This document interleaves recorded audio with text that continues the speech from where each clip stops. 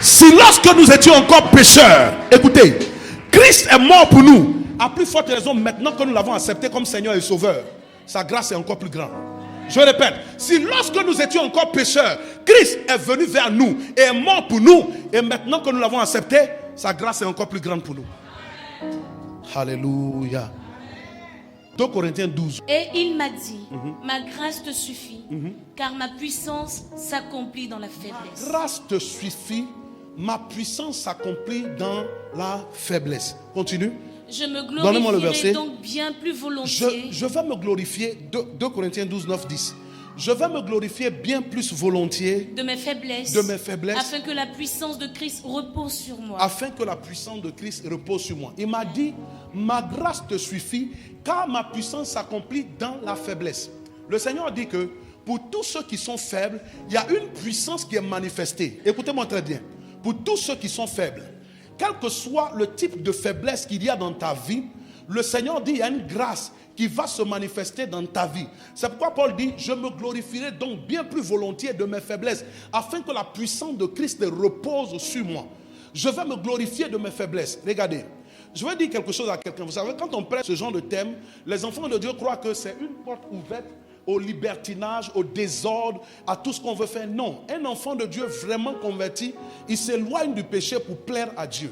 Mais il y a des sortes de faiblesses, un ensemble de choses qui nous disqualifient. Ça peut être le péché ou toutes ces choses que vous connaissez. Paul avait cette faiblesse. Dans son cas, il dit, c'est un ange de Satan pour souffleter dans sa chair à cause de l'excellence de ses révélations. Paul était par moments outragé, battu, violenté. Par moments, il est passé par très proche de la mort et tout ça, persécuté. Son ministère n'a pas été facile. Donc il a prié pour que Dieu le délivre. Alors le Seigneur lui dit, ma grâce te suffit. Donc qu'est-ce que Dieu dit? En fait, les faiblesses, les calamités, les opprobes, la honte que tu connais, c'est pour que ma grâce soit manifeste dans ta vie. Alors écoutez-moi, souvent Dieu permet que vous touchiez le fond, que vous soyez rejeté, humilié, pour que sa grâce soit manifeste dans votre vie, pour qu'il tire gloire de cela. C'est pourquoi Paul dit que quand il a compris ça, il va se glorifier plus volontiers de ses faiblesses, afin que la puissance de Christ repose sur lui. Regardez, cet homme-là a passé 38 ans de maladie. Une seule parole a suffi pour que cet homme se relève. Ça fait que son témoignage est grand. C'est pourquoi par moments, quand tu passes par des situations et que tu ne comprends pas, tu traverses des périodes de faiblesse, c'est pour qu'une grande grâce se manifeste dans ta vie. Et Dieu donc fait quoi? Il est l'El Shaddai, le Dieu tout-puissant, celui qui peut tout, le Dieu qui est capable, tout suffisant, El Shaddai. Souvent il fait quoi? Il attend que tu atteignes des niveaux de faiblesse extrême. Nous le voyons avec Abraham. Abraham qui attendait un enfant avec sa femme Sarah. Ils ont attendu pendant qu'ils avaient l'espoir d'enfanter. Ils ont perdu cet espoir. Alors qu'est-ce qui s'est passé? L'El Shaddai s'est levé dans leur vie et il est venu faire quelque chose. Alors je veux te dire, si tu vois que tu es en train d'être faible davantage, il y a une main de Dieu qui s'appelle la grâce suffisante de Dieu qui s'opère, qui s'active pour que ta faiblesse soit comblée par la puissance de Dieu. Alléluia. Donnez-moi le verset suivant, verset 10. Ça dit quoi? C'est pourquoi je me plais dans les faiblesses. Je me plais dans les faiblesses. Dans les outrages. Dans les outrages. Dans les calamités. Dans les calamités. Dans les persécutions. Dans les persécutions. Dans les détresses. Dans les détresses pour Christ. Car je suis faible, c'est alors que je suis fort. Je veux dire à quelqu'un, de ta faiblesse présente aujourd'hui, va sortir la force. Dieu va essuyer nos larmes. Dieu va essuyer nos larmes. Et Dieu ne gaspille pas nos souffrances. C'est pourquoi je me plais dans les faiblesses. Et il définit les faiblesses, les outrages. Vous serez outragés par des gens. Dans les calamités. L'enfant de Dieu par moments vit des calamités. Dans les persécutions. C'est tout ça qui te disqualifie. Dans les détresses pour Christ. Car je suis faible, c'est alors que je suis fort. Ta faiblesse déclenche la force de Dieu. Je répète encore, ta faiblesse déclenche la force de Dieu. Quelqu'un dit avec moi, ma faiblesse déclenche la force de Dieu. Dis avec moi, ma faiblesse déclenche la grâce de Dieu. Lis avec moi ce verset, 1 Corinthiens 1, 23 à 31. Un peu long, nous allons le lire. Oui. Amen, hein? Oui. À partir du verset 23. Écoutez ce que la Bible dit. Nous prêchons Christ crucifié. On prêche Christ crucifié. Scandale pour les Juifs. Scandale pour les Juifs. Et folie pour les païens. Et folie pour les païens. Mais puissance de Dieu et sagesse de Dieu. Mais elle a la puissance de Dieu et la sagesse de Dieu. Pour ceux qui sont appelés. Pour tous ceux qui sont appelés. Tant juifs que grecs. Oui, continue. Car la folie de Dieu est plus sage que les hommes. La folie de Dieu est plus sage que les hommes. Écoutez.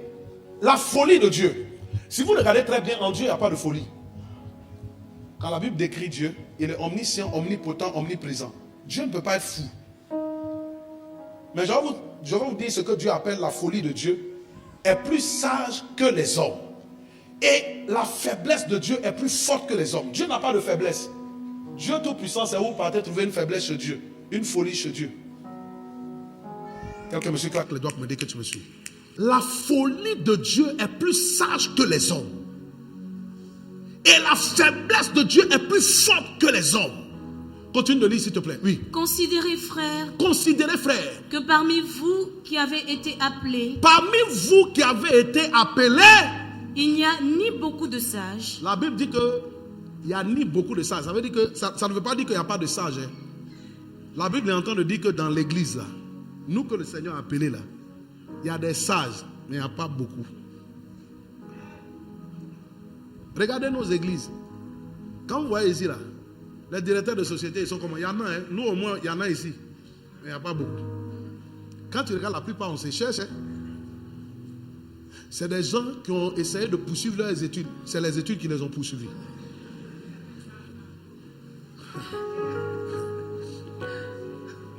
Regardez, non, honnêtement, ce n'est pas pour me moquer de quelqu'un. Regardez, Jésus dit, considérez frères parmi vous qui avez été appelés. Prenons d'abord les disciples de Jésus. C'est Joseph d'Arimathée qui était un homme important, avec quelques personnes comme ça. Sinon, les disciples de Jésus, là, la Bible les appelle les hommes du peuple sans. C'est moi qui ai dit. La Bible dit, considérez parmi vous qui avez été appelés. Il n'y a pas beaucoup de sages selon la chair. Ni beaucoup de puissants, ni beaucoup de nobles. En principe, les nobles doivent venir à l'église. Mais ils sont où? Il y a des gens qui sont nobles, puissants par l'argent, nobles par leur nom. Quand vous les cherchez, vous ne les trouvez pas. Actuellement, dimanche là, ils sont en ciné. C'est dimanche, ils font le sport. Regardez dans nos églises. Dès que quelqu'un a un peu d'argent, c'est là, il sait que dimanche, on doit faire sport. C'est là, il commence à cogiter. Quand il dit non, je suis au sport. Le médecin dit. Regardez, la Bible dit, ni beaucoup de puissants, ni beaucoup de nobles, ils ne viennent pas. C'est pourquoi quand Dieu parle de sa folie, quand Dieu parle de sa folie, il a parlé de sa folie et puis quoi? La folie de Dieu et de sa faiblesse. C'est nous là qui sommes sa folie et c'est nous qui sommes sa faiblesse. Mais vous allez voir ce qu'il va faire avec nous. Non, je n'ai pas entendu l'amen de quelqu'un. Dis avec moi ce matin, dis, j'accepte, je suis la folie de Dieu. Et je suis la sagesse de Dieu. Les nobles ne sont pas là, les puissants ne sont pas là, les sages ne sont pas là. Alors regardez ce que Dieu fait. Continue de lire s'il te plaît, allons-y. Oui. Mais Dieu a choisi les choses Mais Dieu a choisi les choses folles du monde. Allons-y. Pour confondre les sages. Est-ce que je suis en train de parler à quelqu'un? C'est de toi qu'il s'agit. On t'a disqualifié. On dit tu es fou et tu es folle. Mais je te dis ce matin que ton Dieu t'a qualifié. Dieu t'a qualifié et c'est toi que Dieu va choisir. Un jour, ils seront assis, ils vont te voir. On dit toi, c'est toi qui es devenu comme ça. Dis-leur, là où j'étais une folie pour vous, j'étais faible pour vous. Le Dieu des cieux a décidé de me choisir pour vous confondre. Je vois quelqu'un dans ta faiblesse, Dieu va te choisir pour confondre. Dis avec moi, ça me concerne. Que quelqu'un dise avec moi, ça me concerne. C'est moi qui suis la folie du monde. C'est moi qui suis la faiblesse du monde. Mais Dieu va me prendre. Vous connaissez la chanson, non? Il va me prendre. Il va m'arranger.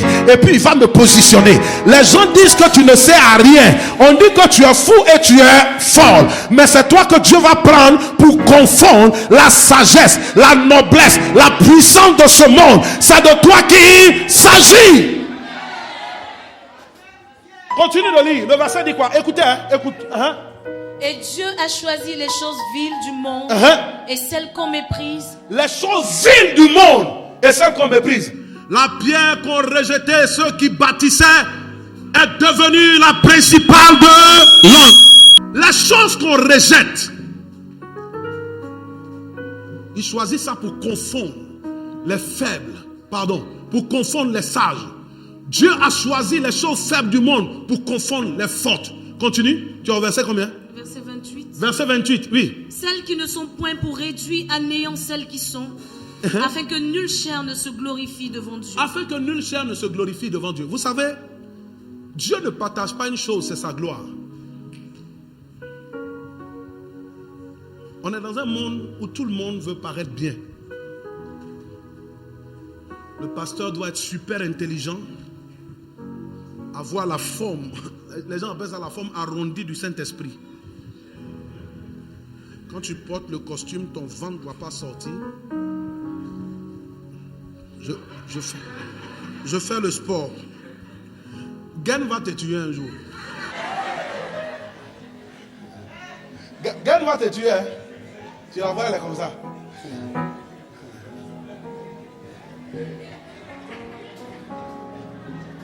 Ce monde-là, si vous voulez suivre ce monde-là, un jour vous serez arrêté au plateau et puis vous allez tomber. Le monde est faux. Le monde a ses critères. Il faut bien parler. Quand tu chantes, il faut rouler les mots. Tu as le diplôme qui va avec. Quand tu es en train de parler, mesdames, mesdemoiselles et messieurs, soyez les bienvenus ici. Si vous êtes ici, c'est que vous n'êtes pas ailleurs. Vénéré public et vous êtes d'une audience chaleureuse, respectée et respectable invité. Soyez les bienvenus ici. Oui? Oh. Est-ce que tu as le parler qui va avec? Est-ce que tu as le IMC, hein? C'est ça, non? C'est comme ça, docteur, on appelle ça. Hein? Non, c'est l'IMC, non? On dit? Hein? L'IMC, c'est ça, non? Indice de masse corporelle. Est-ce que tu as le IMC qui va avec? Hein? L'indice de masse corporelle. Hein? Hein? Tu fais 70 kilos pour 1m70. Est-ce que tu as tout ça? Et puis il faut choquer, il faut être bien, il faut connaître les gens. Est-ce que tu as les réseaux? Est-ce que tu as les réseaux? Toi, qui t'a recommandé? Qui t'a recommandé?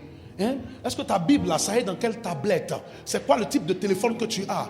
Dis-moi le type de voiture que tu roules. Et puis quand tu prêches là, il ne faut pas trop être excité. C'est-à-dire, il ne faut pas bouger. C'est comme ça Dieu m'a fait. Tu as quel problème avec moi? Hey!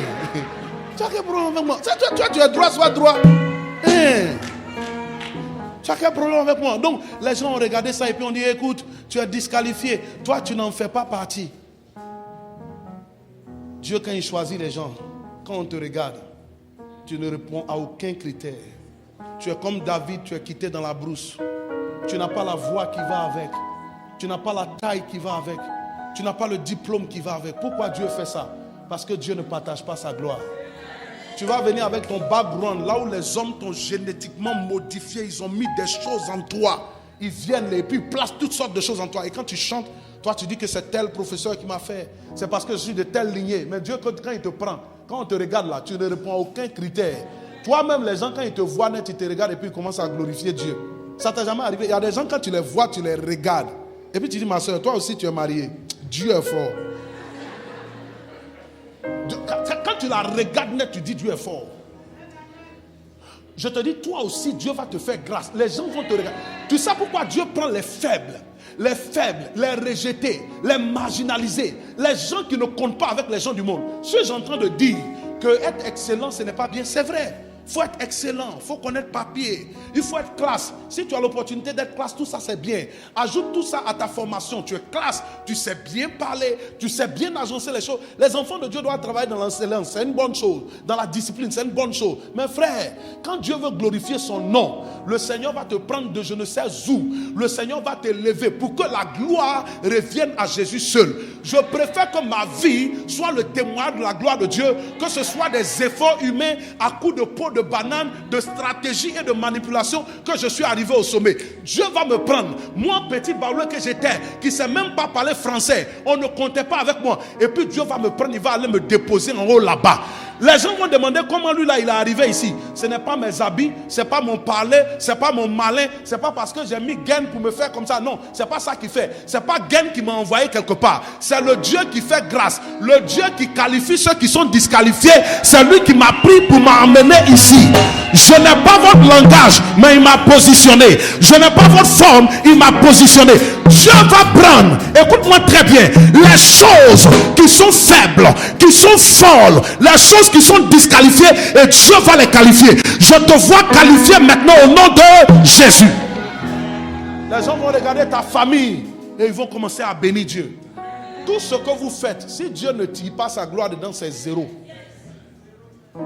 C'est zéro. Il faut chanter, la maison n'a qu'à trembler. Il faut prêcher, ça n'a qu'à trembler. Si Dieu n'a pas sa main dedans, c'est zéro. C'est pourquoi souvent ne vous préoccupez pas trop de comment vous êtes. Souvent Dieu est dans les choses naturelles.